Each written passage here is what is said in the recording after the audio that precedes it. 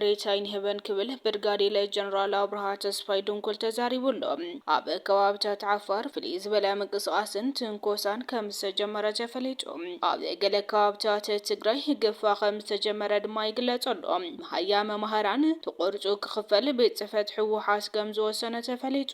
ኣብ ወልቃይት ጸለምትን ራያን መረጻ ከም ዘይካየደ ተገሊጹ ዝብሉን ካልኦት ሓደሽቲ ሓበሬታታት ሒዝናልኩም ቀሪብና ኣለና ክሳብ መወዳእታ ዜናና ላይክ ሼር ሰብስክራይብ በመግባር ክትከታተሉ በኸብረ ንዕድም በቀዳምነት ስድሪ መሬት ኣይንህበን ክብል ብርጋዴር ጀነራል አብርሃ ተስፋይ ድንኩል ተሰሚዕሎም ኩናት ሕማቅዩ ኩናት መጽልዩ መሬትና ከይሓዝና ግን ሰላም የለን ክብል ዋና አዛዚ አርማ 42 ብርጋዴር ጀነራል አብርሃ ተስፋይ ድንኩል ተዛሪቡሎም ኣብ ወልቃይት ጸለምትን ራያን መረጻ ከም ዘይካየደ ተገሊጹ ቤት ምክሪ ፌደሬሽን ኣብ ጉዳይ ወልቃይት ጸለምትን ራያን አመልክቱ ዝሕለፈ ውሳነ በሚስጥር ብዝተካየደ ዘተ ከም ዝተቀልበሰን መረጻውን ከም ዘይካየድ ዋዜማ ራድዮ ጸብጺቡሎም ካብ ክልል ትግራይ ወጻኢ ኮይኖም ብቀጥታ ንቤት ምክሪ ወከልቲ ህዝቢ ፓርላማ መረጻ ክካየደሎም ውሳነ ተመሓላሊፉሎም ኣብ ዝነበሩ ከባቢታት ክሳብ ሕዚ ምዝገባ መረጽቲ ይካየድ ከም ዘየለ ኣብቲ ጸብጻብ ተገሊጹ ቀንዲ ነጥቢ ጸብጻብ ቦርድ መረጻ ንመበል 7 ግዜ ዝካየድ ሓፍሻዊ መረጻ ንምክያድ ካብ ለካቲት 28 ክሳብ መጋቢት 28 2018 ዓ.ም ኣብ መላእ ሃገር ብዘይካ ክልል ትግራይ ምዝገባ መረጽቲ የካየድ ከም ዘሎ ይፍለጥ ካብ ክልል ትግራይ ወጻኢ ኮይኖም መረጻ ክካየደሎም ውሳነ ተዋሂቦም ኣብ ዝነበሩ ክልላት ክሳብ ሕዚ ከም ዘይተጀመረ እውን ተፈሊጡሎ ላዕለዎት ሰበስልጣን ኣብ ዝተሳተፍሉ ሚስጥራዊ ዘተ ውሳነ ቤት ምክሪ ፌደሬሽን ይኹን ቦርድ መረጻም ነቲ ጸገም ከጋዶ ስለዝኽእል ፖለቲካዊ ፍታሕ ክድልየሉ ኣብ ዝበል ስምምዕ ከም ዝተበጽሐ እውን ተፈሊጡሎ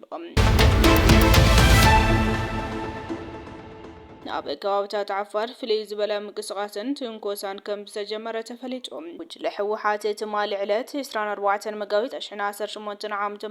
ፍልይ ዝበለ ምንቅስቃስን ትንኮሳን ጀሚሮ ከም ዘሎን ብፍላይ ኣብ ቢሶበር ሽቃይ ከተማ ዝነበረ ሓይሊ ናብ ጋንጃባ ዝበሃል ናይ ዓፋር ቦታ ከም ዝወረደ ተፈሊጡሎ ምንቅስቃስ ክፍለ ሰራዊት ደጀና ህዋር 43 ኣብ ባላ ዝነበረ ኣሃዱ ክፍለ ሰራዊት ደጀና ናብ መርፊታ ገጽ ትንቀሳቀስ ከም ዘላን ክንቀሳቀስ ይገብራ ከም ዘሎ ይግለጸሎም ኣብ ቆባ መንደር ዝርከብ ጥሙር ሓይሊ ፋኖን TDFን ናብ ቆዮ ጋራ መከላከያ ዘለዎ ቦታ ናይ ሞርታር ቶክሲ ይፍጽሙ ከም ዘለውን ክሳብ ሕዚ ካብ መከላከያ ዝተዋሃበ ግብረ መልሲ ከም ዘየለ ድማ ንምፍላጥ ተኻኢሉሎም ኣብ ገለ ከባቢታት ትግራይ ገፋ ከም ዝተጀመረ ተፈሊጡ ሕወሓት ካብ ሎሚ 25 መጋቢት 2018 ዓ.ም ጀሚሩ ኣብ መላእ ትግራይ ብስፍሓት ሲቪላት መናእሰይ ገፊፎም ናብ መሰልጠኒ ማእከላት ክወስድ ምድላው ይገብር ከም ዘሎ ተፈሊጡ ኳሊቲ ሚድያ ዝረኸቡ ሓበሬታ ከም ዘመላኽቶም ካብ ትማሊ 24 መጋቢት ጀሚሩ ኣብ ገለ ክፋላት ትግራይ ገፋ ክካየደለን ከም ዝሓደረን ካብተን ከተማታት ድማ ክሳደ ጋባ ሸራሮ እንዳ ባጉና አክሱም ወርቅ አምባ ገለበዳ ከም ዝኾና ተፈሊጡሎም ሃያ መምሃራን ተቆርጹ ክኽፈል ቤት ጽሕፈት ሕወሓት ከም ዝወሰነ ተፈሊጡ እቲ ካብ ፌደራል መንግስቲ ናብ ሒሳብ ቁጥሪ ቢሮ ፋይናንስ ኣቶም ልዕሊ 1 ቢልዮን በጀት መሃያ ሰራሕተኛታት መንግስቲ ክልል ትግራይ እቲ 65 ሚታዊ ንኩናት ክውዕልን 35 ሚታዊ ድማ መሃያ ክኽፈል ቤት ጽሕፈት ሕወሓት መበገሲ ኣዳልዩ ከም ዘሎን እዚ መበገሲ ናብቲ ብዶክተር ደብረጽዮን ገብረሚካኤል ዝመርሖም 9 ሰባት ዝሓዘ ብሄራዊ ካውንስል ዝበሃል ውዳበ ከም ዝቀረብ ተፈሊጡሎም ኣብ ወርሒ ለካቲት መሃያ ዝኸፈላ ይኹና ዘይኸፈላ ኣብ ወርሒ መጋቢት እቲ 35 ሚታዊ መሃያ ጥራሕ ክኽፈላ ከም ዝኾና እቲ ብዶክተር ደብረጽዮን ገብረሚካኤል ዝምራሕ ብሄራዊ ካውንስል ወሲኑሎም መጽሓፍ ቅዱስ ብምቅዳድ ንምግቢ መጠቅለሊ ክጥቀም ዝጸንሐ ውልቀ ሰብ ኣብ ትሕቲ ቁጽጽር ውዒሉሎም ኣብ ኢትዮጵያ ኣጠቃቅማ ፌስታል ዝኽልክል ኣዋጅ ካብ ዝወጽእ ጀሚሩ ሕብረተሰብ ከም ወረቐትን ዓለዋን ዝበሉ መተካታታት ክጥቀም ጀሚሩ እዩ ይኹን እምበር ኣብ ከተማ ወላይታ ሶዶ ኣብ ሓደ ቤት ሻሂ ዝተርኣየ ተግባር ንብዙሓት ቁጥዐ ኣላዒሉሎም ኣብ ከተማ ወላይታ ሶዶ ኣሮጌ ኣራዳ ተባሂሉ ብጽዋዕ ከባቢ ካብ ቤተ ክርስቲያን ጊዮርጊስ ቀረበ ትሕቲሉ ኣብ ዝርከብ ሓደ ቤት ሻሂ ቅዱስ መጽሐፍ በመቅዳድ ከም በምቦሊኖ ሳምቡሳን ካልኦት ምግብታትን ንመጠቅለሊ ክጥቀመሉ ስለዝተረአየ እዚ ተግባር እዚ መንፈሳዊ ክብሪ ዝትንክፍን ንእምነት ምእመናን ዝግሃስ በመዃኑ ብዙሓት ቅሬቶኦም ገሊፆም ኣለዉ።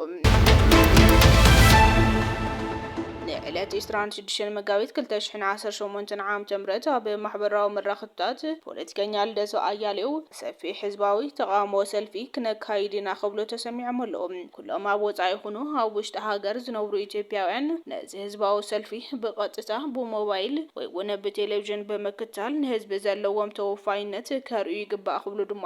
ኣይቶ ልደቱ ኣያሌው ገሊፆም ኣለዉ። ቀንዲ ዕላማታት እቲ ሰልፊ ኩናት ደው ይበል፣ ሰላም ንዓና ይኹን፣ ስርዓት ይኣክል፣ ቅድመ ምርጫ መስጋገር መንግስቲ ይሃሉ ዝብሉን ካልኦት ጭርሖታትን ዝሓዘ ከም ዝኾነ ተፈሊጡ ኣሎ። ኣሜሪካን እስራኤልን ኣብ ልዕሊ ኢራን ፈላማይ መጥቃዕቲ ኣብ ዝፈጸማሉ መዓልቲ መርከብ ሓሰን ኣብ ደቡባዊ ወደብ ኢራን ሲሚንቶ ጽዒና ወዲኣ ነይራ። እቲ ስዒቡ ዝመጽእ መጥቃዕቲ ድማ ከቢድ ፍንጀራታት ኣስዒቡ እቲ ወደብ ብሓውን ፍርስራስን ተሓሚሱ እዩ። ፊልም እዩ ዝመስል ነይሩ ይብል እቲ ንመጀመርያ ግዜ ካብ ፓኪስታን ዝመጸ ባሕረኛ። እዚ ድሕነቱ ብዝብል ስሙ ዝተቐየረ ባሕረኛ እቲ ዝፍጸም ዝነበረ መጥቃዕትታት ኣብ ጥቓና እዩ ዝዓልብ ነይሩ። ድሕሪ ሓያል መዓልትታት እቶም ሰራሕተኛታት መርከብ ክብገሱ ወሰኑ። መርከቦም ግን ብሚሳኤላት ምስተሃረሞም ነዊሕ ከይጸንሐት ጣሓለት። ኣብኡ ከድሕኖም ዝኽእል ናይ ህይወት ኣድሕን ጃኬትን ተንሰፋፊ ሻምባቆን ጥራሕ ምዃኑ ይዛረብ። እቲ ማይ ኣዝዩ ረሳሒ ነይሩ፣ ኣዝዩ ዝሑል ድማ ነይሩ ይብል እቲ ወዲ 22 ዓመት። ኣብ መጀመርያ ሓገዝ ይመጾም ከም ዘሎ ተስፋ ገይሮም እኳ እንተነበሩ ስምዒቶም ግን ኣብ ውሽጢ ሒደት ደቃይቕ ስለ ጸልመቶም ነንሕድሕዶም ምጥምማት እኳ ክጻወር ወይ ቃልን ባሕሪ ክንጽሕሊና ብዛዕባና ዝፈልጥ ሰብ እኳ ኣይህሉን ኢልና ሓሲብና ግዜ ደው ዝበለ ኮይኑ ተሰሚዕና ኣብ ዝኾነ ህሞት ክንመውት ንኽእል ኢና ኢለ ነይረ ኢሉ። ንኣስታት 24 ሰዓታት ኣብ ባሕሪ ድሕሪ ምጽናሕ ሓሰንን 5 መሳርሕቱን ሓደ ፓኪስታናውን 4 ኢራናውያን ዝርከብዎም ብሓንቲ ብጥቖም ተሓልፍ ዝነበረት መርከብ ኢራን ድሒኖም ኣለዉ። ብህይወት ክወጽእ ዝብል ተስፋ ይነበረንን እታ መርከብ ኣድሒና ምግብን ማይን ምሳበትና ግን ተኣምር ኮይኑ ተሰሚዕኒ ሓድሽ ህይወት ድማ ተዋሂብኒ ይብል። خبركم تختاتلتي كواليتي ميديان لو مستدالو حدشت حابريتاتات نزو مستختاتلكم يمسلو نيروم نتسناي مكتالكم دما هزينا انا نمسجن سلام.